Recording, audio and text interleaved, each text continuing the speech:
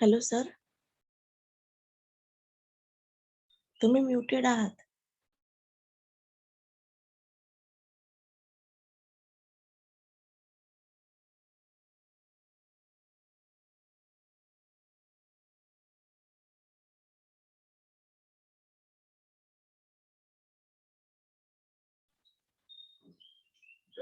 Sir unmute करा ना.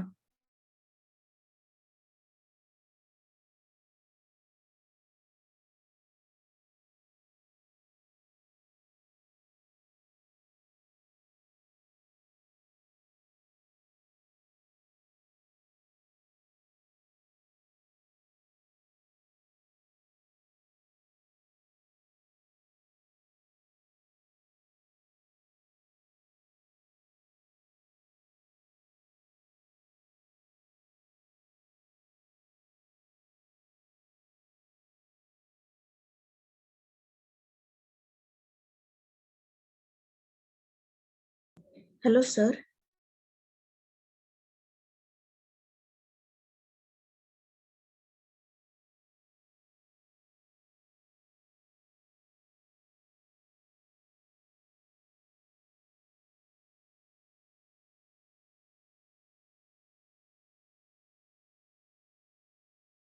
Hello sir,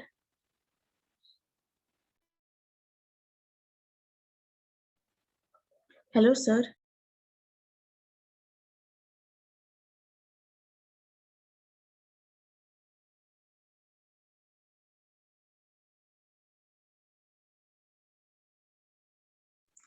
hello sir, आवाज येतोय माझा? अनम्यूट करा ना तुम्ही. म्यूट केलंय.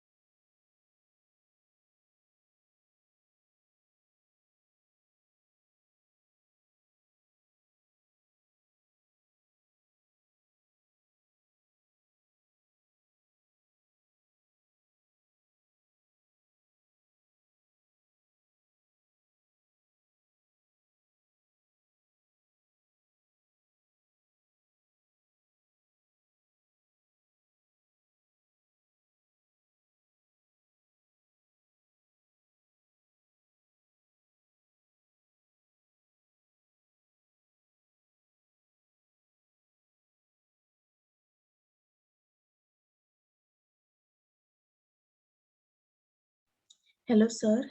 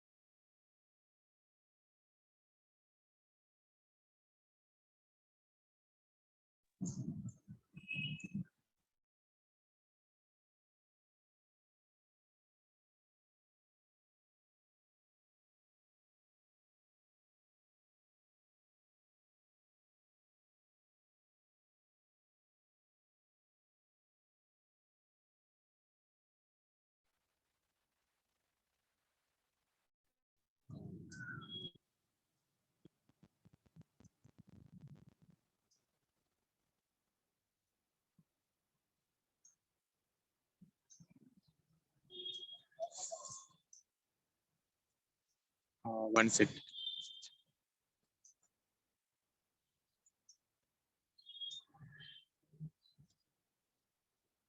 आवाज येतोय का आता? हो सर, येतोय आता.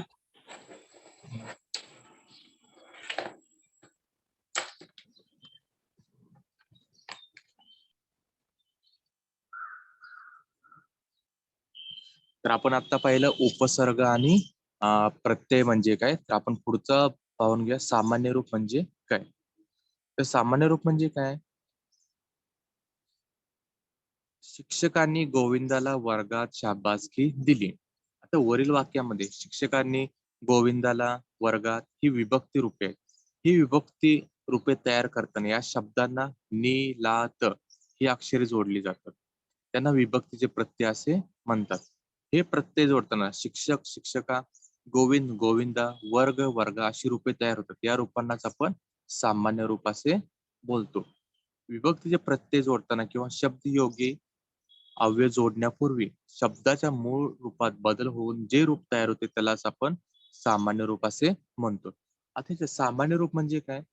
कोणतेही वाक्य असेल, कोणतेही वाक्य जेव्हा अर्थपूर्ण बनवायचं असेल किंवा कोणतेही वाक्य त्यातून काहीतरी अर्थ काढायचा असेल तर त्या वाक्यामध्ये किंवा वाक्यातील शब्दामध्ये आपल्याला काय करायला लागतं, काही प्रत्यय जोडावे लागतात. आणि ते प्रत्यय जोडल्यानंतर ते वाक्य काय होऊन जातं, हे अर्थपूर्ण होऊन जातं. जसे की ते उदाहरण दिलंय, शिक्षकांनी गोविंदाला वर्गात शाबासकी दिली. आता ह्याच्यामध्ये शिक्षकांनी कोणता प्रत्यय जोडलेला आहे, नि. गोविंदाला कोणता प्रत्यय जोडलेला आहे, ला. वर्गाला कोणता प्रत्यय जोडलेला आहे, त. आता हे जे अक्षरे आपण जोडली जातात त्याला आपण काय बोलतो, विभक्तीचे प्रत्यय. आणि हे विभक्तीचे प्रत्यय जोडल्यानंतर जो शब्द तयार होणार आहे त्याला आपण काय बोलणार आहोत, सामान्य रूप असे बोलणार आहोत. म्हणजे विभक्तीचे प्रत्यय जोडताना शब्दाच्या मूळ रूपात बदल होऊन जे रूप तयार होते त्यालाच आपण सामान्य रूप असे म्हणतो. म्हणजे जर वाक्य हे अर्थपूर्ण बनवायचं असेल तर आपल्याला त्या शब्दामध्ये काय करायला लागतं, विभक्तीचे प्रत्यय जोडावे लागतात. ते विभक्तीचे प्रत्यय जोडल्यानंतर तो वाक्य का होऊन जातं, हे अर्थपूर्ण होऊन जातं. त्यालाच आपण काय बोलतो, सामान्य रूप असे म्हणतो. आता याच्यावरती काही उदाहरण घेऊया आपण. पहिला असेल त्याला, त्याला किती बरे वाटले. दुसरा असेल बंडूने घराबाहेर पाय काढला. आता इथे जे अधोरेखित केलेले शब्द जे असतात, अंडरलाईन केलेले जे काही शब्द असतील, पहिला असेल त्याला, दुसरा असेल घराबाहेर.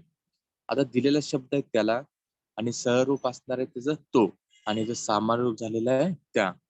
दुसरा असेल दिलेला शब्द असेल घराबाहेर, सरळ रूप असेल घर, आणि त्याचं सामान्य रूप झालेलं आहे घरा.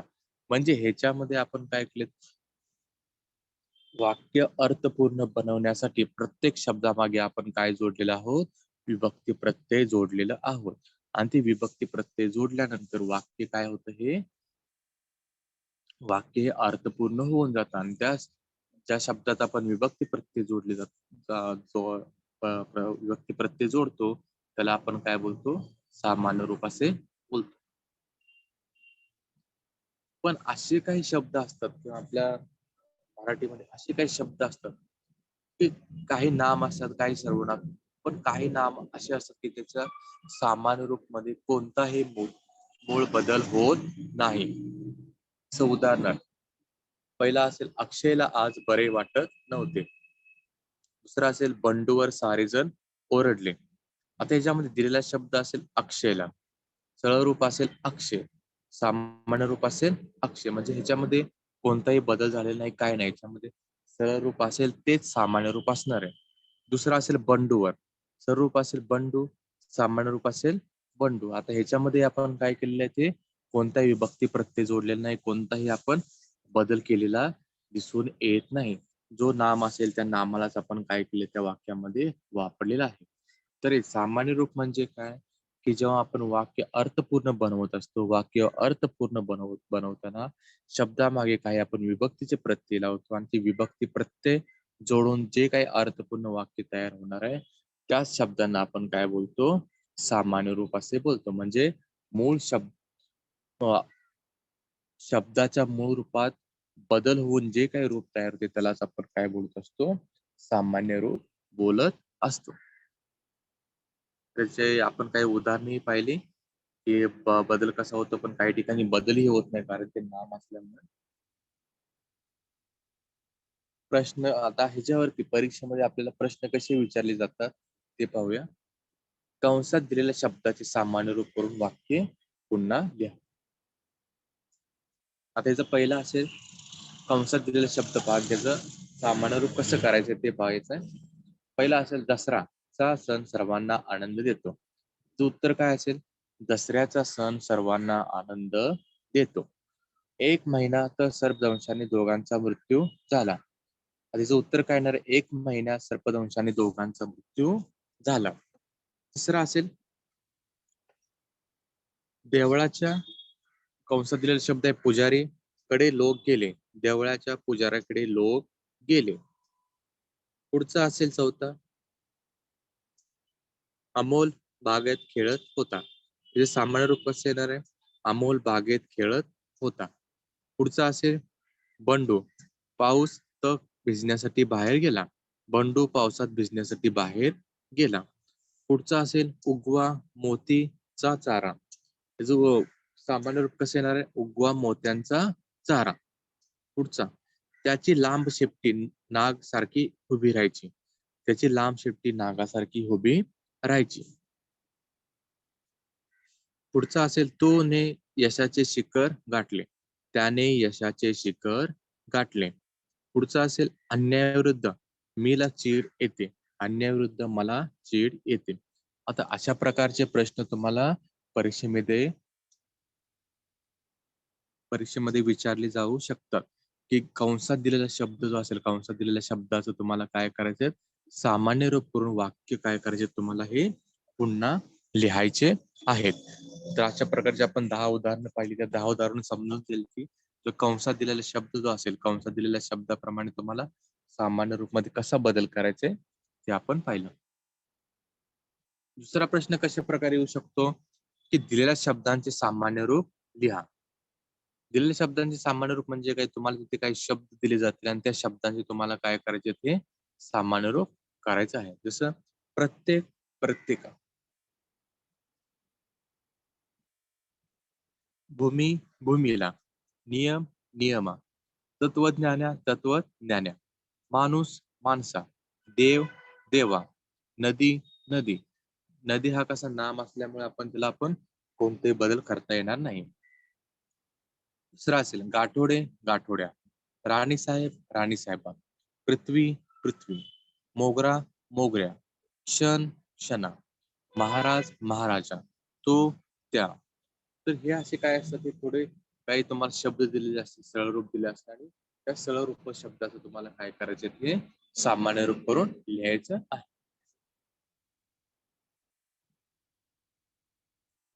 तर अशा प्रकारे तुम्हाला काय केलं जातं हे परीक्षेमध्ये प्रश्न विचारले जातात.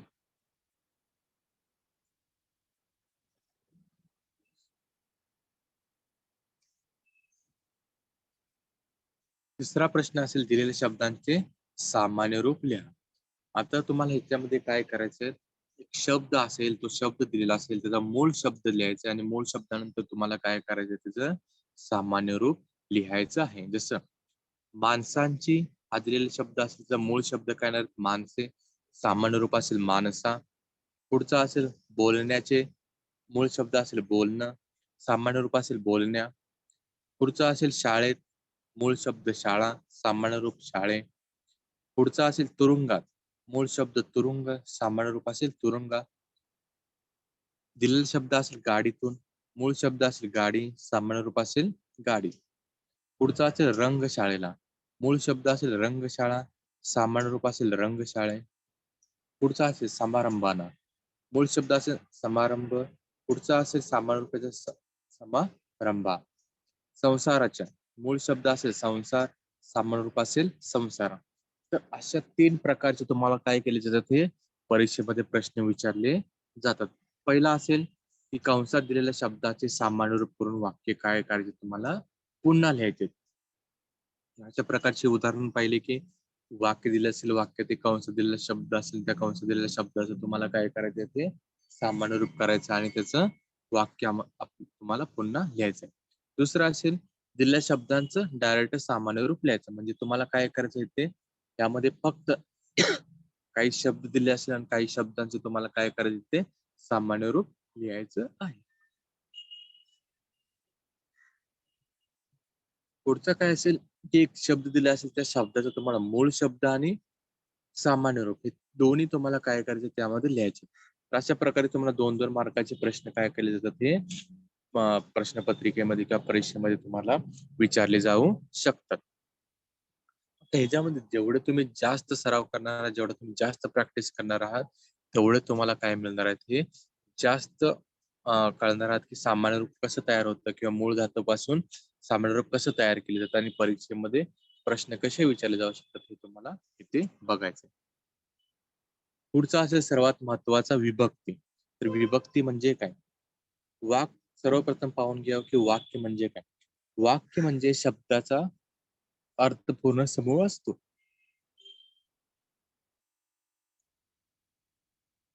वाक्य म्हणजे शब्दाचा अर्थपूर्ण समूह असतो. वाक्यात जे शब्द येतात त्यांच्या मूळ स्वरूपात जसेच्या तसे नेहमीच येत नाहीत. वाक्यात वापरताना त्यांच्या स्वरूपात बदल करावा लागतो. उदाहरणार्थ शिक्षक, राजू, वर्ग, कविता, शिक्षक. आता हा काही दिलेला शब्द असेल त्यातून कोणता अर्थ निघतो का? त्यातून काही अर्थ निघतो काय? कारण यातून काही आपल्याला कळतं का? नाही. पण वाक्य म्हणजे काय? आपल्या वाक्याचं परिभाषा किंवा वाक्याची व्याख्या काय सांगितली आपल्याला, की वाक्य म्हणजे शब्दांचा हा अर्थपूर्ण समूह असतो. जो अर्थ निघतच नसेल त्या शब्दातून किंवा त्या वाक्यातून तर ते वाक्य आपल्याला बोलता येणार नाही. आता ते वाक्य जर बनवायचं असेल, जसं आपण इथं वाक्य बघितलं, शिक्षक, राजू, वर्ग, कविता, शिकव. आता ह्या वाक्यातून आपला अर्थ पूर्ण बाहेर काढायचा असेल, तर आपल्याला ह्या वाक्यामध्ये काय करायचे आपल्याला चेंजेस करावे लागतील किंवा त्यांच्या स्वरूपामध्ये आपल्याला बदल करावा लागणार आहे. त्यामुळे ह्यामध्ये कोणते बदल करावे लागणार आहेत आपल्याला? असे शब्द एकापुढे एक आले तर काहीच अर्थबोध होत नाही. या शब्दाच्या समूहाला वाक्य म्हणता येत नाही. जसं आता सांगितल्याप्रमाणे तर ह्याला आपण वाक्य बोलू शकणार नाही. का बोलू शकणार नाही? तर याच्यामधून कोणताही अर्थबोध निघत नाही. तर आता याच्यामध्ये कोणता बदल करावा लागणार आहे? त्या बदलाला आपण काय बोलतो ते पाहूया. शिक्षकांनी राजूला वर्गात कविता शिकवली. या रचनेला वाक्य म्हणता येईल. अशा प्रकारच्या अर्थपूर्ण वाक्य बनवण्यासाठी या शब्दामध्ये बदल व्हायला हवेत. जसं की ह्याच्यामध्ये पहा, शिक्षकांनी राजूला वर्गात कविता शिकवली. ह्याच्यामध्ये काय केलेलं आहे की थोडेसे बदल केलेत किंवा ह्या रचनेला आपण वाक्य बोलू शकतो. पण ह्या रचनेला वाक्य कधी बोलू शकतो? की जेव्हा ह्या शब्दामध्ये आपण काय केले, ह्याच्या स्वरूपामध्ये आपण बदल केले आणि बदल केल्यानंतरच या वाक्याला आपण काय बोलू शकतो?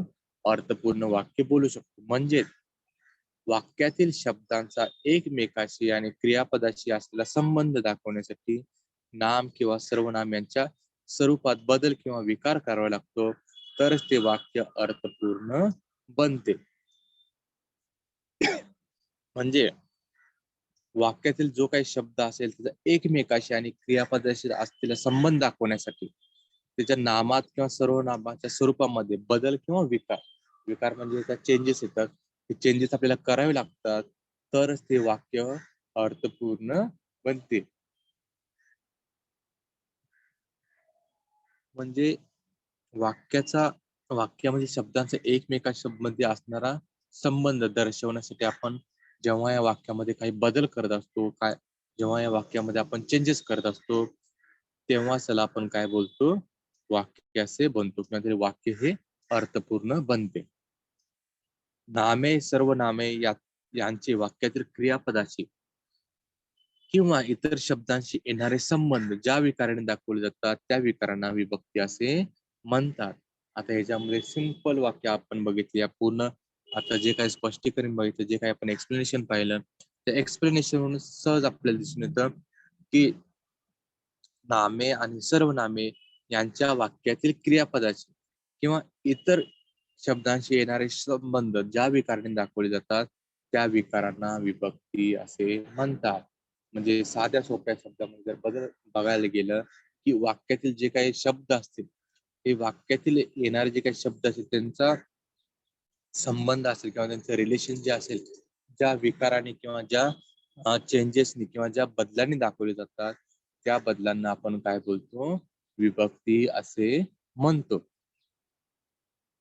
नामाचे किंवा सर्वनामाचे विभक्तीचे रूप तयार करण्यास नामाचे किंवा सर्वनामाचे विभक्तीचे रूप तयार करण्यात त्याला जी अक्षरे जोडतात त्याला विभक्ती प्रत्यय असे म्हणतात.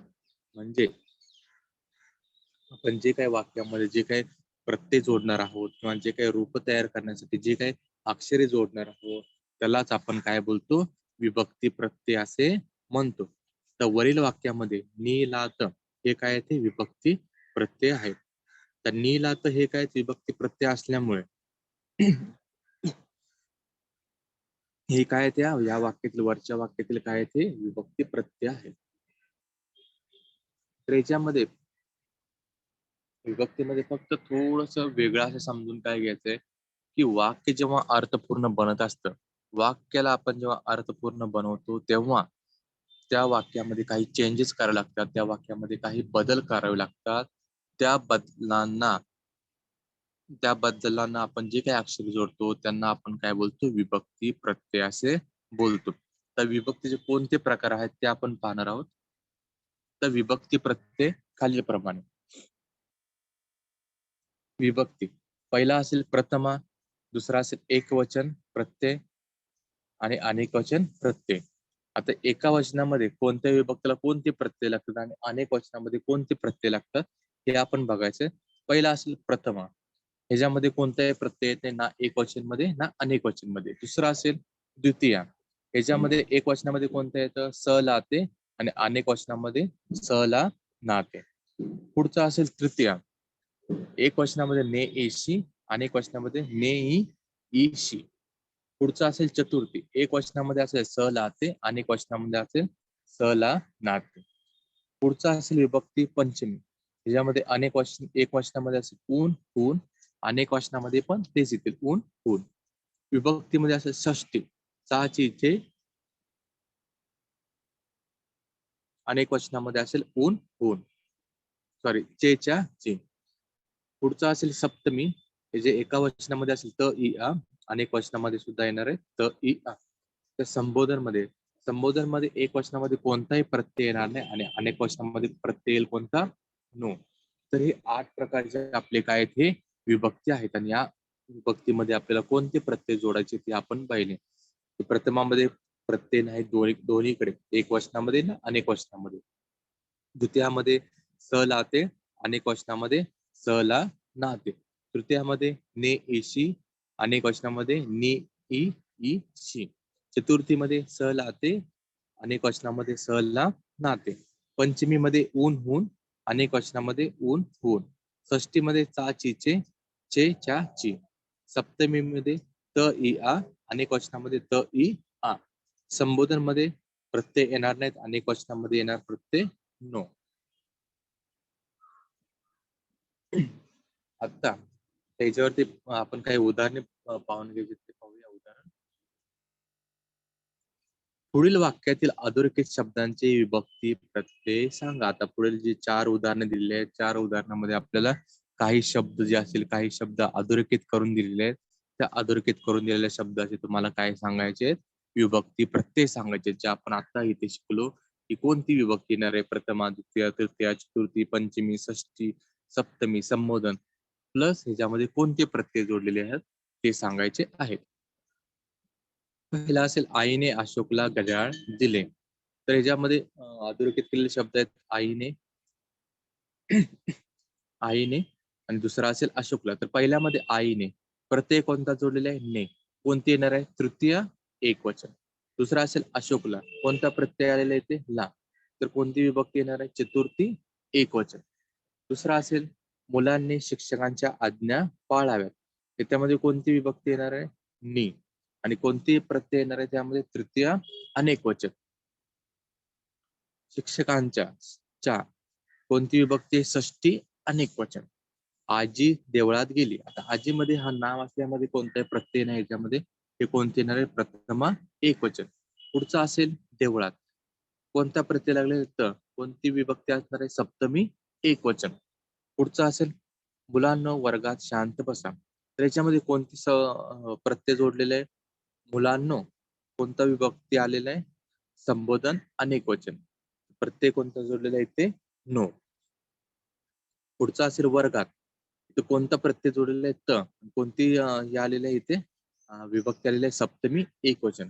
तर अशा प्रकारचे तुम्हाला काय केले जातात तिथे प्रश्न विचारले जाऊ शकतात की कोणता प्रत्यय लावलेला आहे आणि कोणता प्रत्यय लावून कोणती विभक्ती तिथे आलेली आहे. विभक्तीमध्ये पण एकवचन आहे की अनेकवचन आहे ते आपल्याला इथे सांगायचं आहे.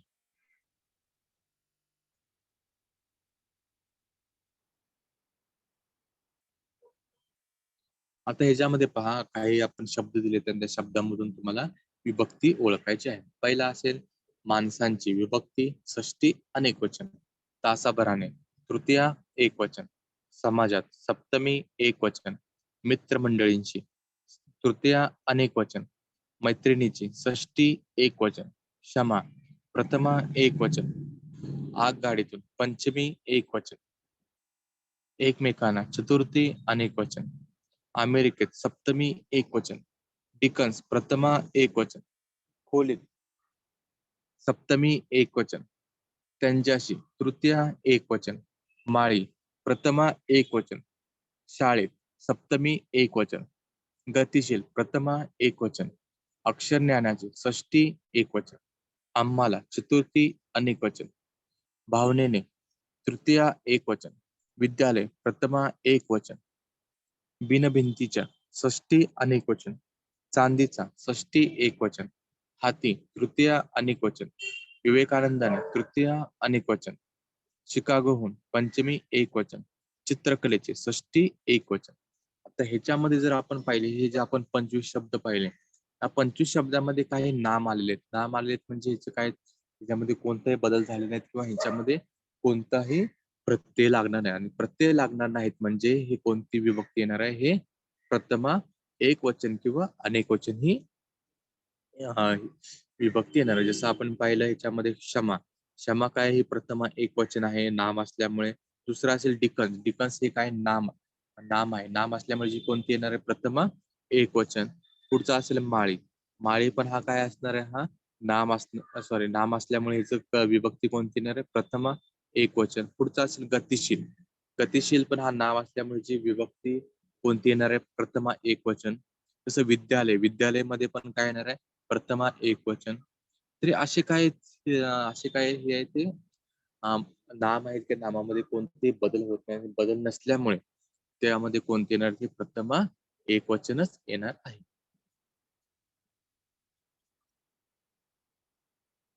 तर आतापर्यंत आपण जे काही शिकलो आता 8 वाजल्यापासून जे काही शिकलो ह्याच्यामध्ये पूर्ण एका तक्त्यामध्ये दिलेले आहे ते पाहूया. 4 उदाहरणाद्वारे स्पष्ट केलेले आहेत. पहिला असेल रमेशचा भाऊ शाळेत गेला. आता हाती जो शब्द असेल हा सरळ रूप असेल रमेश. सामान्य रूप असेल रमेश. प्रत्ययचा असेल चा. तर विभक्ती कोणती लागलेली आहे षष्टी एक वचन. पुढचा असेल बँकेने शेतकऱ्याला कर्ज दिले. तर इथे सरळ रूप कोणता असणार आहे शेतकरी. इथे सामान्य रूप कोणता असणार आहे शेतकऱ्या. प्रत्यय कोणता लागलेला आहे इथे ला. तर विभक्ती कोणती असणार आहे इथे चतुर्थी एकवचन. तिसरा असेल सुट्टीत तो मित्रांशी खेळतो. इथे सरळ रूप कोणता असणार आहे मित्र. सामान्य रूप कोणता असणार आहे मित्र. प्रत्यय कोणता येणार आहे इथं शी. म्हणजे विभक्तीचे आलेले आहे तृतीय अनेकवचन. पुढचा असेल मंडईत फळांच्या गाड्या आहेत. सरळ रूप असणारे फळ. सामान्य रूप असणारे फळा. जे प्रत्यय आलेल्या विभक्ती असेल षष्टी अनेकवचन. तर अशा प्रकारचे सुद्धा प्रश्नपत्रिकेमध्ये 4 मार्कासाठी हा तक्ता दिला जाईल. तक्त्यामध्ये तुम्हाला वाक्य दिले जातील आणि ती सरळ रूपचा तक्ता दिला जाईल आणि पुढचा जो तिन्ही जे ब्रॅकेट असेल ते ब्रॅकेट तुम्हाला काय करायचे हे कम्प्लीट करायचे आहेत.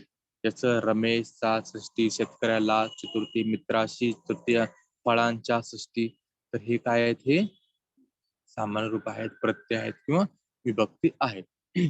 तर आजच्या पाठामध्ये आपण आता शिकलो की उपसर्ग म्हणजे काय, प्रत्यय म्हणजे काय, त्यानंतर सामान्य रूप म्हणजे काय, विभक्ती म्हणजे काय आणि विभक्ती प्रत्यय कसे जोडलेले जातात, विभक्तीचे कोणते प्रकार आहेत ते आपण पाहिलो. आता परत एकदा आपण रिव्हिजन घेऊया की आपण आजच्या पाठामध्ये आपण आज काय काय शिकलो.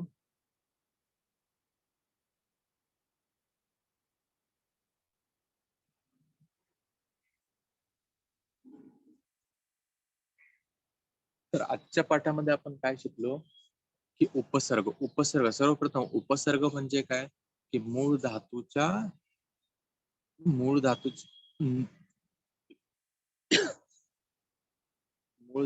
आधी जे अक्षरे जोडली जातात किंवा मूळ धातूच्या अगोदर जो शब्द काही जोडला जाईल किंवा प्रत्यय जोडला जाईल त्याला आपण काय बोलतो उपसर्ग असे बोलतो. जसं याचं उदाहरण पाहिलं गैरहजर, गैर अधिक हजर. आता याच्यामध्ये हा उपसर्ग कोणता असेल गैर आणि मूळ शब्द कोणता असेल हजर. तर याचा उपसर्ग घटित कोणता शब्द तयार झालेला असेल गैर हजर.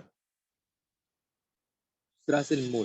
आता याच्यामध्ये मूळ म्हणजे काय सॉरी प्रत्यय म्हणजे काय की मूळ धातूच्या नंतर जे काही शब्द जोडणार. उपसर्गामध्ये काय असतात मूळ धातूच्या अगोदर आणि प्रत्यय म्हणजे काय मूळ धातूच्या नंतर.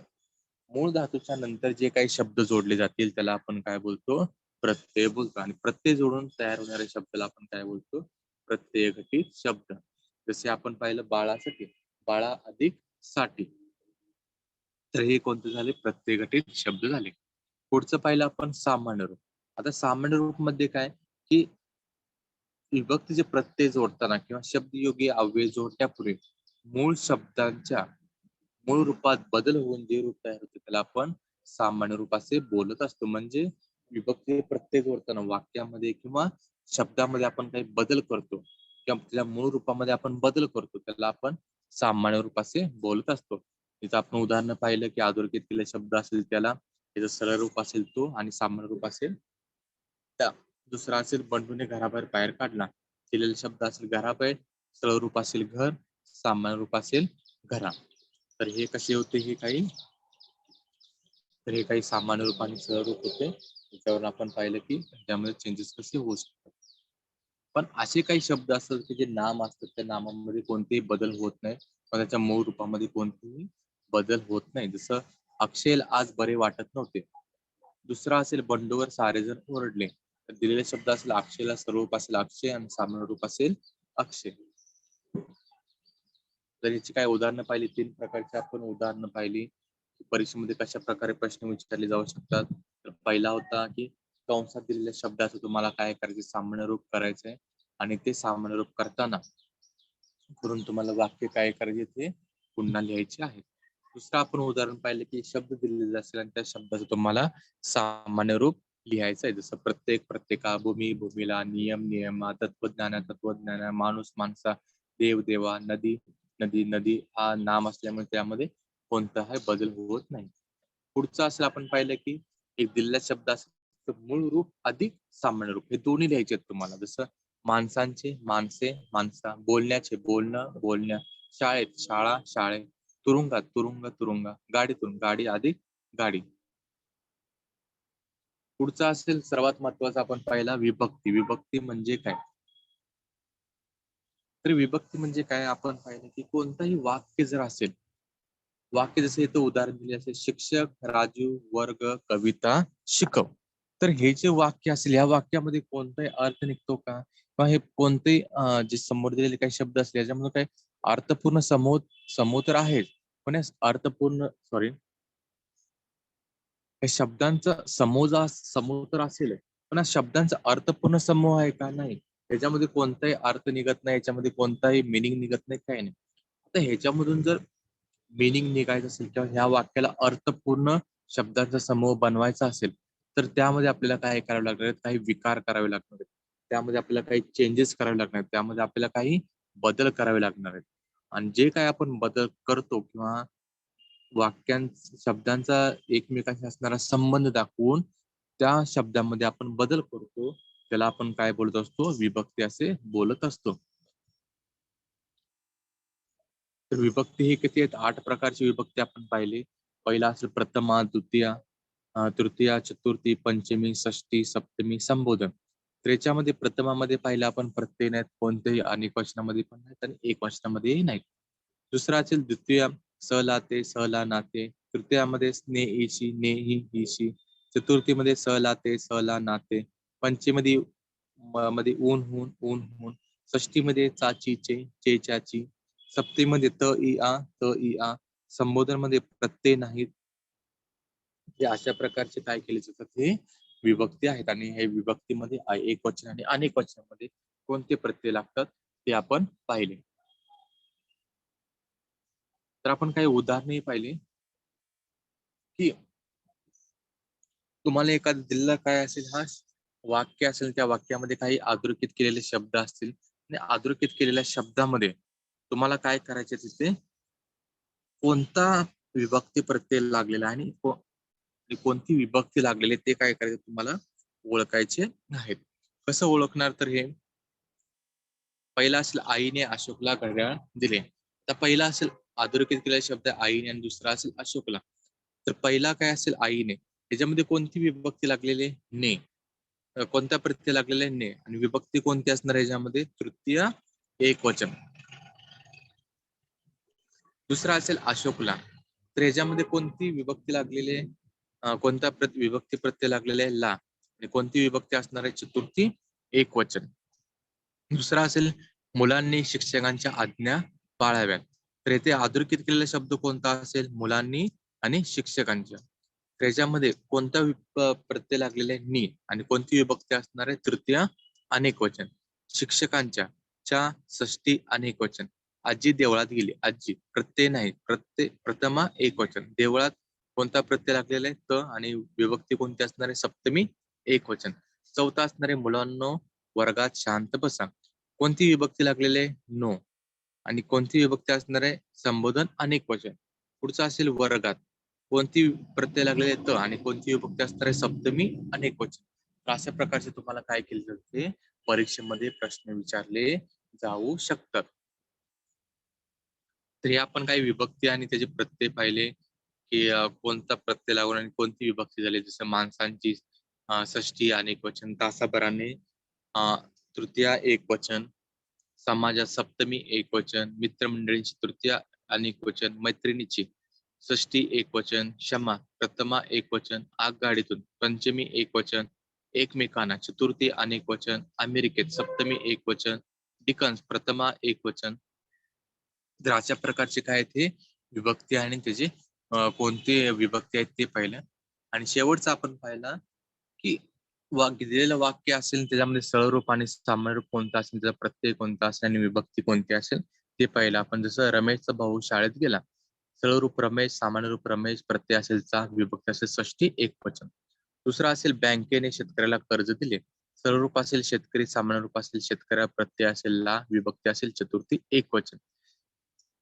तिसरा असेल सुट्टीत तो मित्रांशी खेळतो, सरळ रूप असेल मित्र, सामान्य रूप असेल मित्रा, प्रत्यय असेल शी, विभक्ती असेल तृतीय अनेक वचन.